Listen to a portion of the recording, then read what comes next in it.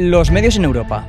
¿Quién los dirige? ¿Cómo se controlan? ¿Quién escribe ahí? Y sobre todo, ¿de qué se escribe? ¿Los controla gente que son de Europa? ¿Gente de fuera? ¿Hay alguna posibilidad de tener autonomía europea en los medios de comunicación? Y lo más importante, ¿cómo podemos hacer que en el tiempo de la IA, de la desinformación y de la rapidez, los análisis, la transparencia de las instituciones y la política sea algo que le interese a la gente joven?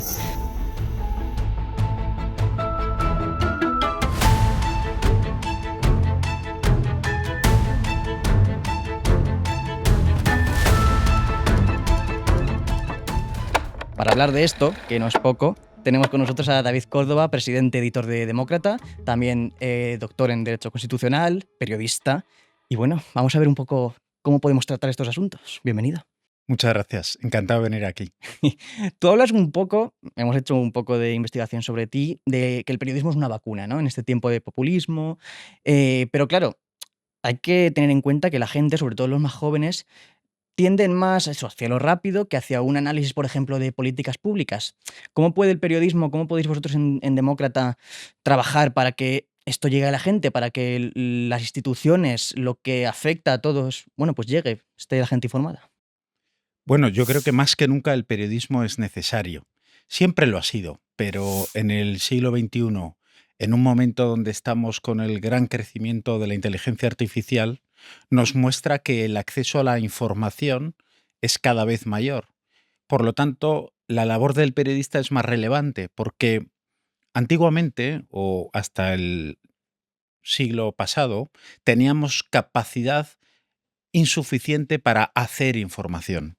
El reto que tenemos ahora es que la IA nos va a facilitar tener una gran cantidad de contenidos, pero lo que no va a ser tan fácil es tener elementos para juzgar, para verificar, y ahí el trabajo tan importante que tenemos los periodistas. Cuéntame si puedes un poco más sobre ese trabajo. ¿De qué forma podéis trabajar en un medio para verificar, para bueno, fiscalizar, que es al final para lo que sirve esa profesión? Bueno, en primer lugar, comprobando los datos. Hay que usar todas las herramientas posibles, tecnológicas y no tecnológicas, para obtener los datos. Estos datos es necesario verificarlos, darles el contexto adecuado y después comunicarlos. Por lo tanto, la labor, en este caso demócrata, pero de los Mm. medios de comunicación es precisamente esta. No solo recabar la información, no solo enmarcarla en un contexto, sino también saberla comunicar. Es decir, uno de los retos también más relevantes que tenemos ahora en esta nueva década, junto con la IA, con la parte tecnológica con la que contamos, con las redes sociales, es saber comunicar en un espacio muy breve de tiempo de manera adecuada. Y otro problema que puede tener la ciudadanía a la hora de estar informada es no saber dónde dirigirse. Se me vienen a la cabeza, por ejemplo, injerencias de medios rusos, chinos también, quizás. ¿Tú crees que en Europa, o cómo valoras, vamos a denominarlo como la independencia mediática de Europa? ¿Hay medios europeos fuertes? ¿Todavía, bueno, pues caemos en eso, en campañas de desinformación rusas, chinas? ¿O los medios europeos realmente cuentan con la fuerza suficiente como para valerse por sí mismos? Creo que en Europa nos ha pasado como con la defensa. Mm. Hemos podido vivir a lo largo de estos años con una prensa, grupos mediáticos que no eran europeos y contaban lo que pasaba en Europa. Mm. Sin embargo, igual que con la defensa, estamos ya en un cambio de modelo donde no es suficiente que grupos mediáticos, otros agentes, hablen de lo que pasa en Europa. Tenemos que ser nosotros mismos. Europa, su historia, su relato, lo que quiere decidir, tiene que ser contada por sí misma. Yo hago una pregunta a todos siempre, a las instituciones, a la Comisión Europea. ¿Qué agencia de noticias europea tenemos? No la hay. Tenemos agencias de los Estados miembros, pero no hay una agencia europea. ¿Qué es lo que leen nuestros comisarios? ¿Qué es lo que leen nuestros europarlamentarios? ¿Leen un medio europeo? Más aún, ¿dónde se filtra la información? Desde las propias instituciones o personas de las Mm. instituciones, ¿se filtran a medios europeos? La respuesta que tenemos que dar ante eso es sin duda alguna la necesidad urgente, ya no solo de hablar de autonomía energética, ya no solo hablar de autonomía en seguridad y defensa, ya no solo hablar de autonomía tecnológica, necesitamos hablar Y creo que nunca se ha hablado, hasta ahora, de autonomía mediática europea. Claro, si pones el ejemplo de la autonomía en defensa, por ejemplo, y se nos viene, cuando pensamos de quién dependemos y no somos autónomos, Estados Unidos, por ejemplo, en el caso de los medios es parecido, también hay una mayoría de medios estadounidenses o puede variar. Bueno, creo que tenemos que tener en cuenta dos elementos.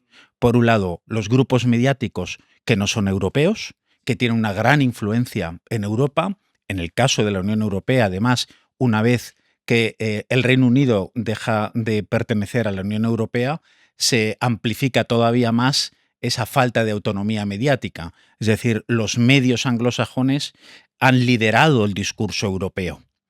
En segundo lugar, las plataformas tecnológicas, que son plataformas muy relevantes para los medios de comunicación, ¿no? Por lo tanto, son dos realidades que atentan contra la autonomía estratégica. Cuidado, una autonomía estratégica, que esto no significa encerrarse en sí mismos, ver a todos como enemigos con los que no se debe trabajar. No, no. Lo que estamos hablando es de tener recursos propios que sepan dialogar, negociar y hacer sinergias con otros grupos, pero tener recursos propios. Recursos propios. Me hablas, sí, precisamente de esto, de la colaboración con otros grupos, pero vamos a pensar en la colaboración con instituciones, en este caso, por hablar en el podcast Equipo Europa, de instituciones europeas. Vosotros tenéis una delegación allí en Bruselas, pero te quiero preguntar, ¿facilitan las instituciones el trabajo del periodismo? Es decir, ¿son transparentes? ¿Hay acceso a los datos? ¿Se puede conversar con ellas? ¿Esto pasa o quizás todavía tengamos que avanzar un poco? Siempre se puede mejorar. Vale, Creo que hay que decir que las instituciones europeas son abiertas, son transparentes en líneas generales. Como todo se puede mejorar, ¿no? A todos nos gustaría que el Consejo tuviera todavía mayor posibilidad de tener canales más abiertos, en algunas estructuras de la Comisión también, y el Europarlamento por lo general es probablemente el más abierto puedes de ver una todos, sesión al ¿no? final. Que es su deber, ¿no? Mm. Entonces, creo que tenemos que evaluar, si tuviéramos que evaluar a nuestras instituciones europeas, creo que sacarían una buena nota. Ahora bien, siempre mejorable, como no puede ser de otra manera, ¿no? Y ahí la labor de nuestros periodistas, nuestra propia labor de incidir, ¿no? Y si me permites, vosotros como Equipo Europa, que Mm. sois gente joven, gente inquieta, gente además con una vocación de servicio público muy relevante, creo que es muy importante, por ejemplo, que se pidan becas para periodistas europeos. No veo, no existe, a mi modo de ver, que yo sepa, becas para periodistas europeos que permitan la movilidad, que permitan conocer más las instituciones europeas, pero no solo eso, que trabajen en las delegaciones de los Estados miembros. Ahí podríais hacer un gran trabajo. ¿Qué diferencia habría si vamos conformando una beca, igual que la beca Erasmus, ¿no? Una beca para periodistas que fomenten el periodismo europeo? Claro, venga, vamos a centrarnos en esta propuesta. ¿Cómo puede la beca Erasmus, no? La definimos, ya que la has puesto de ejemplo. Es un ciudadano alemán que viene a España, un español que se va a Polonia, por ejemplo. ¿En qué nos puede ayudar que periodistas de diferentes países se acerquen y conozcan otros? Quizás para entendernos mejor, pero por llevarlo un poco al terreno. ¿Cómo nos puede ayudar que periodistas de todos los países europeos o de algunos entre ellos se conozcan? Bueno, lo que se me ocurre aquí en este caso, por ejemplo, con las agencias de Agencias noticias de de noticias, los sí. Estados miembros, Mm. que hubiera un mayor intercambio, que a partir de estas becas pudiéramos desarrollar proyectos europeos entre agencias. En segundo lugar, también un trabajo que permitiese el intercambio de periodistas con esta beca en nuestras delegaciones europeas. De tal forma que después de un año un periodista hubiera pasado por varias delegaciones de la Comisión o del Parlamento, de las oficinas de la Sí. Comisión o de las oficinas del Parlamento en diversos Estados miembros. Probablemente tendrá una capacidad mayor para hacer juicio, para analizar, para informar de manera independiente, muy importante esto, sobre las instituciones europeas, pero también con ese pozo y ese criterio de la defensa de la autonomía independiente, lógicamente, de nuestra querida Europa. Ahí queda la idea de David Córdoba, que alguien la apunte. Y ya por cambiar un poco de tercio, es verdad que lo que pasa en Europa es difícil de explicar. Hay un proceso en el que la legislación pasa por varias instituciones y al final para la gente puede ser difícil de explicar, pero claro, son cosas difíciles. En este contexto de una balanza entre contar lo complejo y hacerlo un poco más simple para que llegue, igual no llegando todo, ¿cómo se puede hacer para, bueno, para que la gente entienda lo que pasa? En primer lugar, comunicación clara. Vale. Eh, Hay varias iniciativas al respecto, lo he visto, hay varias iniciativas para fomentar la comunicación clara en nuestras instituciones. Es necesario utilizar un lenguaje más asequible para la ciudadanía. En segundo lugar, creo que tenemos que utilizar ejemplos concretos.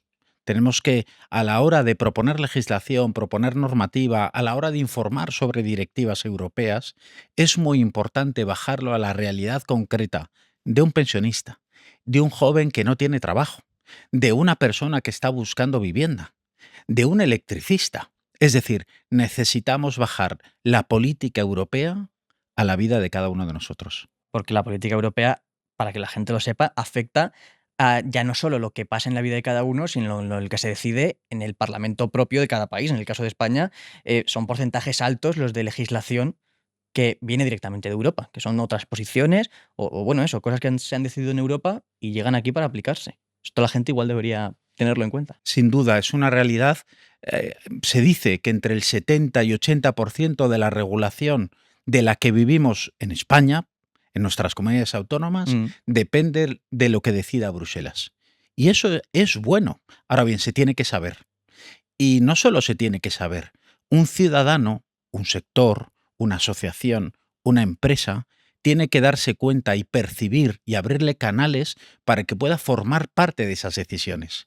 No solo se trata de un tema de comunicación unilateral, que hay que trabajarla por parte de las instituciones europeas hacia los ciudadanos, sino también de un diálogo bilateral. Tenemos que fomentar que desde los territorios se pueda hablar con Bruselas. Bruselas se ve muchas veces como una realidad muy lejana. Es nuestra obligación acercarlas. También desde nosotros, como demócrata, sí. como medio informativo, una de las causas por las que nos animamos a ir a Bruselas y a dedicar recursos al respecto es porque vemos que es nuestra obligación poder informar de todo lo que sucede en Bruselas, quitándonos complejos. Los españoles tenemos que quitarnos complejos frente a otros Estados miembros, frente a Francia, frente a Alemania, frente a Italia. Tenemos que quitarnos complejos. Es decir, tenemos la capacidad de liderar conversaciones en Bruselas. Liderar conversaciones, no sé si vas a estar de acuerdo conmigo, pero parece que para que eso pueda ser así hace falta inversión, hace falta apuestas por medios de comunicación. Hay un ejemplo estadounidense, volvemos allí, ya que hemos hablado antes de ello, que es el medio The Atlantic, que tuvo un periodo de crisis y en vez de lo que puede parecer lo lógico a nivel empresarial, que es reducir medios, invirtió más. Y a la larga han terminado llegando a 100.000 suscriptores, han sido un poco un ejemplo de una tendencia contraria a la que se ve en los medios.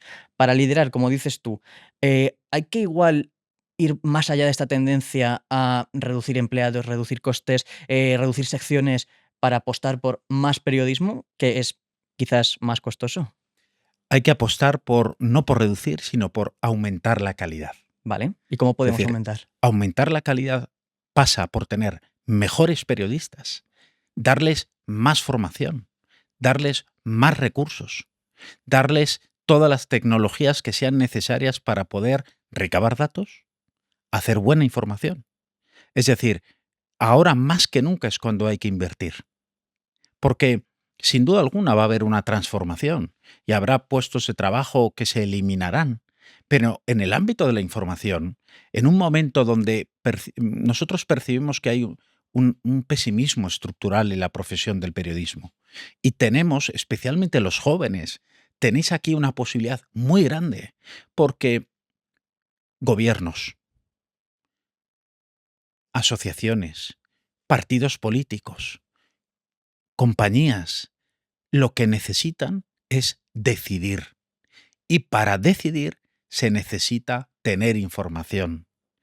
Y más que nunca, los periodistas son los que tienen esa capacidad de informar, con un reto todavía mayor que el que hubo en el siglo XX y nos hace más necesarios a los medios y a los periodistas, que es que las cosas suceden más rápido. Y por lo tanto, para interpretar los hechos que van a doble velocidad, necesitamos personas que sean capaces de interpretar la realidad de manera ágil, rápida y objetiva. Si a esto le añadimos que estamos viviendo probablemente el clímax de la polarización, y apuesto por una siguiente etapa que la veremos más pronto que tarde, que es la despolarización, más que nunca se necesitan periodistas que no entren al trapo de la polarización, sino que entren al trapo del dato, del juicio, de la visión compartida, pero no entrar a la pura emoción, al puro sensacionalismo. Por lo tanto, más que nunca, la profesión es necesaria. Y eso tenemos que decirlo en las universidades. Algunos se han planteado cerrar las facultades de periodismo. Lo que hay que hacer es transformar sus contenidos. Pero no, para nada se ha terminado la profesión periodística. Es más necesaria que nunca. Y el ejemplo de Atlantic es muy claro. Cuando se apuesta por la calidad, cuando se apuesta por la autoría, en ese momento el periodismo y el medio son imprescindibles. Me has hablado un ejemplo muy bueno para introducir este tema, que son las facultades, bueno, la carrera de periodismo en sí misma. Hay un tema, que es la inteligencia artificial, que requiere mínimo de periodistas que sepan utilizarla. ¿Cómo podéis en los medios convertir la IA, que aparentemente parece un enemigo, en una herramienta? ¿Se puede hacer? Sin duda. En primer lugar, interpretándola. ¿Vale? De lo que tenemos que informar en primer lugar es de cómo funciona la IA. Invito a todos los periodistas a trabajar para entender los algoritmos, para entender cómo es su evolución. Está evolucionando cada día. Por lo tanto, lo primero que tenemos que hacer es informar sobre cómo funciona. Informar cómo condiciona nuestras decisiones, cómo afecta nuestras decisiones. En segundo lugar, tenemos que utilizar la IA como una herramienta que nos va a hacer más eficientes. Es decir, antes necesitamos dedicar tiempo para recabar información. La IA nos la va a hacer. Antes necesitábamos tiempo para comparar fuentes. Ahora la IA eso nos lo va a hacer. Con lo cual, vamos a lograr ser más eficientes para quedarnos con lo más importante, que es hacer juicios, dar contexto y, en tercer lugar, fiabilidad. Porque el lector lo que va a hacer es leer de quién se fía. Has hecho tú una propuesta antes de este especie de Erasmus periodístico, ¿no? Hago yo otra ahora que hablamos de la IA. ¿No sería interesante que instituciones, o quizás una iniciativa que surgiera de los medios, tuvieran una especie de IA propia en el que un ciudadano llegara y dijera: ¿se está legislando algo para bajarme el precio del alquiler? ¿Se está legislando algo para que mi empresa, en materia de sostenibilidad, tenga alguna ayuda? Que la gente pudiera simplemente preguntar y que la IA le dijera: se está tramitando, no hay ninguna iniciativa, o este partido propone tal, este tal. Eso quizás, bueno, los datos están ahí, tú lo has dicho, para interpretarlos podría ser una utilidad. Sí, es decir, yo creo que ya existe. Es decir, Mm, más que tener una IA pública o una sí. IA de los medios en general, creo que hay que dar libertad para que haya muchas IAs, que haya muchos datos y que por lo tanto pueda haber incluso multiplicidad de opiniones de la IA realizadas por la IA. Es decir, cuantos más elementos haya, mejor. Creo que sería un error también considerar que empecemos a crear una IA que es la buena y considerar que el resto Ya, son son las malas. malas, ¿no? Es una tentación permanente que pueden tener los gobiernos, que pueden tener los medios, ¿no? Yo apuesto por la libertad también de las IAs, donde lo que tenemos que hacer es los periodistas tener el juicio independiente para poder juzgar esas IAs. Aquí estamos hablando de lo que sería lo mejor, la mejor situación, que es utilizar la guía con este valor humano de la interpretación, ofreciendo un mejor servicio. Pero no sé si esto lo harán todos los medios. Puede que eh, podamos caer en el riesgo en el panorama mediático, o que se den casos de medios que funcionen simplemente a base de IA. Eso es un peligro real, porque se escucha, ¿no? Al final, en la conversación entre gente de la profesión o la ciudadanía, dicen: bueno, pues al final va a acabar escribiendo una IA y me va a contar las cosas. ¿Eso es un riesgo, o realmente en el periodismo no hay tanta confianza en la IA como para hacer eso? Creo que sí que lo va a haber. Mm, Es decir, como todo, es decir, va a haber posibilidades de que haya medios que realicen con la IA determinadas informaciones y quien escoja ese tipo de información, pues obtendrá determinado tipo de información. Ahora bien, cuando lo que se pretenda es tener juicios de valor, análisis sobre los hechos que sucedan, ahí es cuando la IA no va a ser suficiente. Entonces, más que de alguna forma criminalizar el que haya medios que solo usen la IA, yo creo que al final el lector sabrá poner en valor qué es lo que quiere, ¿no? Es lo mismo que con las redes sociales. Es decir, las redes sociales es ya un nuevo canal de información. ¿No? Y estamos en el debate de cómo desde los medios de comunicación informamos a través de las redes sociales. Aquí depende de lo que busque el lector o el usuario. El usuario a veces lo que busca simplemente es una respuesta a sus emociones. El usuario en otras ocasiones lo que busca es simplemente entretenimiento.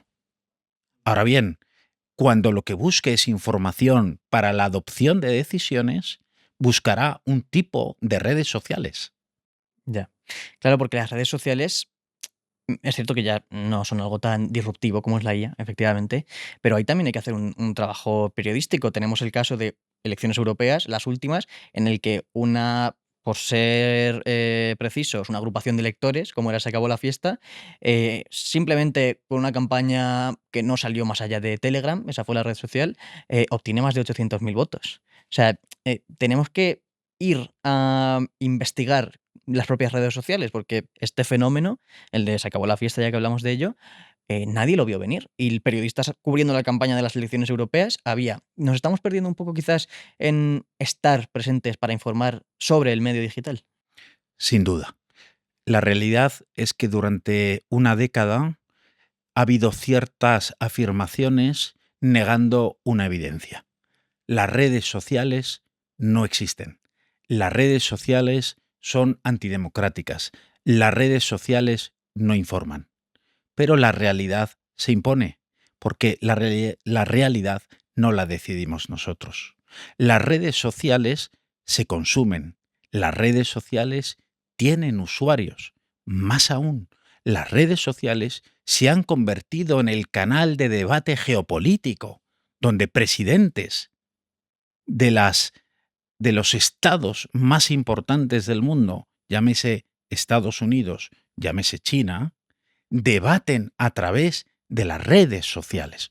Es decir, no podemos obviar una realidad, que las redes sociales impactan en la sociedad, impactan en nuestra democracia y son un canal que se está utilizando para la negociación geopolítica.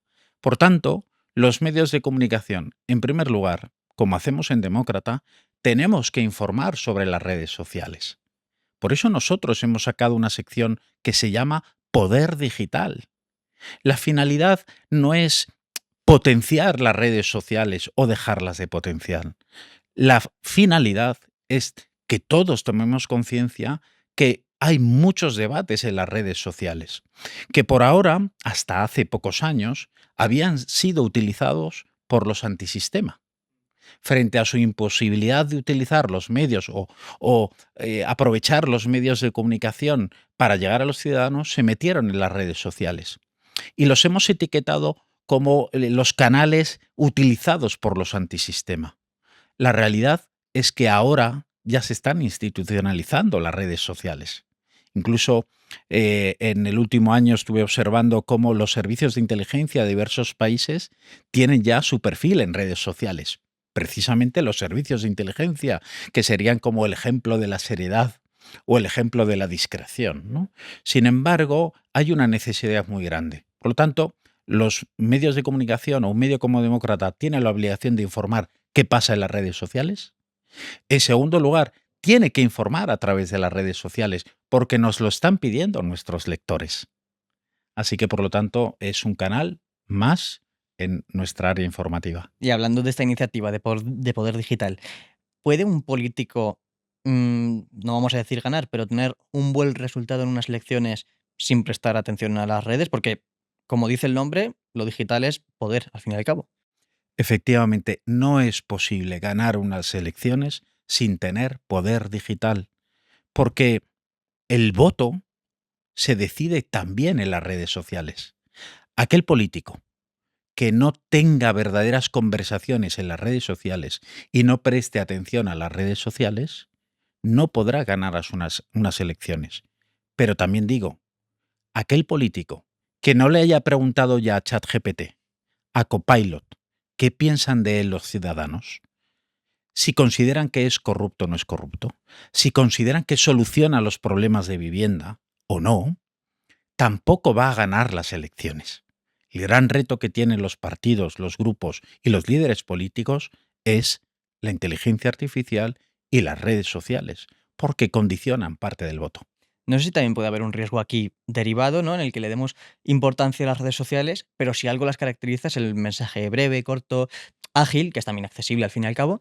Pero no sé si el hecho de que toda la campaña política, o una gran parte, se centre en lo digital, no puede hacer que debates más complejos o que requieran de más larga duración en el tiempo se asienten un poco, ¿no? Se me viene a la cabeza, no sé, la vivienda, por ejemplo, que es no tiene una solución fácil, o la legislación europea que hablábamos antes.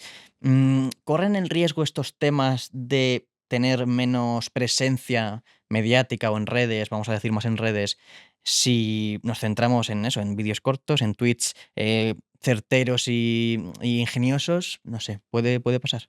Sin duda, es un riesgo. Lo hemos vivido a lo largo de los medios de comunicación, ¿no?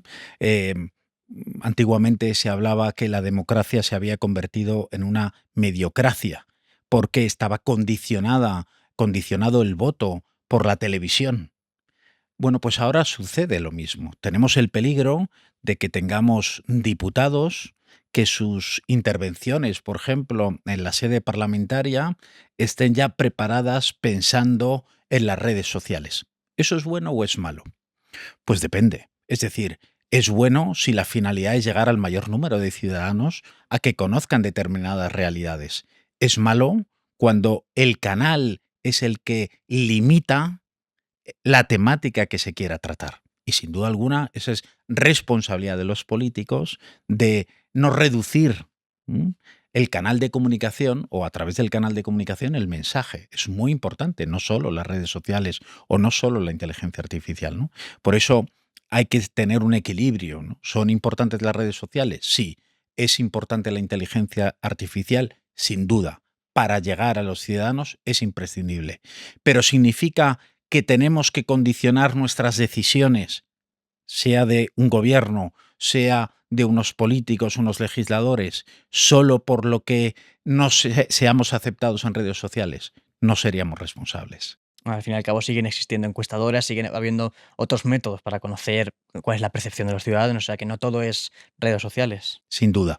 Y cada vez tenemos votantes más inteligentes. Yo nunca me ha gustado aceptar esa opinión de que es que cada vez se lee menos. Es cierto, es que cada vez el voto se adopta la selección de voto de una manera más superficial. Pues no lo creo. Creo, y especialmente lo veo en los jóvenes, cada vez más interesados, más preocupados por la política, por lo que deciden sobre ellos, por lo que les puede afectar si votan a uno u otro partido. Por lo tanto, veamos a un votante cada vez más exigente y más inteligente en este sentido. Por lo tanto, tengámoslo presente. Es decir, no solo nos estamos dirigiendo a golpe de tweet o a golpe de reel, ¿no? Sino que realmente nos estamos dirigiendo a un grupo de personas que cada vez es más consciente de lo que se hace o deja de hacer por ellos.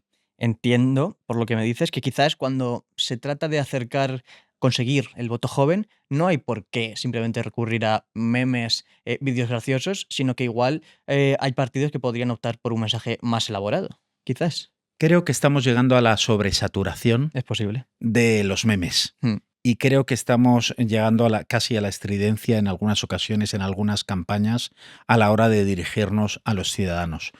Creo que estamos algo embotados. Y por lo tanto creo que también esto tiene una parte de final. Creo que poco a poco vamos a ir también bajando la frecuencia en ese tipo de acciones, porque tienen su recorrido, pero también es un recorrido de corto plazo, no de largo plazo. Y hablando de jóvenes, ya eso, nos acercamos al final. En Equipo Europa somos todos jóvenes, entre 16 y 30 años. Yo te quiero preguntar, estamos hablando de periodismos, ¿qué es lo que tiene que tener el periodista joven, ¿no? Que esté en la carrera pensando en entrar o saliendo, en ese margen más o menos, para ser funcional en un medio y sobre todo para ser útil? Que no Tiene es que fácil. tener tiene que tener en primer lugar ambición. Ambición. Hay una sana ambición. Una sana ambición construida por una motivación específica. Saber el por qué soy periodista. ¿Por qué? Alguien que quiera dedicarse al periodismo y no quiera cambiar la realidad y lo que sucede y el cómo se informa y el cómo se ve, cómo ve a la sociedad, no le recomendaría estudiar periodismo.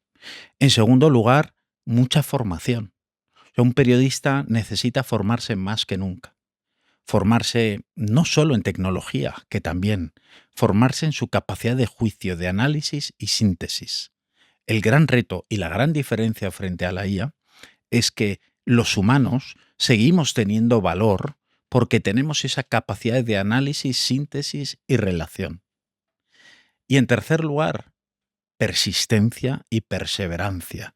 Es decir, es un mundo difícil, un mundo que no nos regala las cosas. Pero más que nunca, los jóvenes, que habéis venido a un mundo bastante complicado, es una gran oportunidad. Os invito, y me invito con vosotros, a no permitir el pesimismo estructural que se ha sentado en las generaciones que tienen 50, 60, 70 años. Es que esto está muy mal, es que esto ya no se puede cambiar. El joven periodista está llamado a cambiar las cosas. Y una última. ¿Qué puede ser de Europa, del proyecto de la Unión Europea, si no hay medios fuertes, si no hay periodistas que hagan su trabajo con la vocación de que la ciudadanía entienda cómo funcionan las cosas? Un fracaso. Ya podemos hacer muy bien el trabajo desde las instituciones. Ya podemos lograr que nuestros ciudadanos de alguna manera acepten o asuman que tiene que haber decisiones que se adoptan desde Bruselas. Pero si el relato, si la historia de Europa no es contada por europeos y por nosotros, otros la contarán por nosotros. Y se sigue ganando la batalla institucional y la batalla geopolítica desde el relato. De ahí que tanto los hemisferios que van a, de alguna forma, dividir o estructurar el mundo, los dos grandes hemisferios, el papel que debe tener Europa frente a estos dos grandes hemisferios, más que decidir si me pongo de un lado o de otro, es tener su propio relato. Y para eso necesitamos medios propios. Europa, Bruselas, se tiene que contar por ella misma. No tiene ningún sentido que haya estructuras o nuestras instituciones que lo que hagan es filtrar la información a medios que no son europeos, pero luego nos quejemos de que existan esos medios y que filtran la información. Pues David Córdoba, presidente editor de Demócrata, suerte en esa tarea, lo primero, porque la tenéis, y gracias por haber estado aquí en La Europa que te toca, el podcast de Equipo Europa. La tenemos. Venga, te tomo la Equipo palabra. Europa también la tiene. Te tomo Estamos en la palabra. misma batalla. Pues muchas gracias y vamos con ello. Nosotros acabamos aquí este episodio, ya sabéis, La Europa que te toca, el podcast de Equipo Europa, temas que nos interesan, que nos afectan y sobre todo que tenemos que entender. Muchas gracias y nos vemos en el próximo.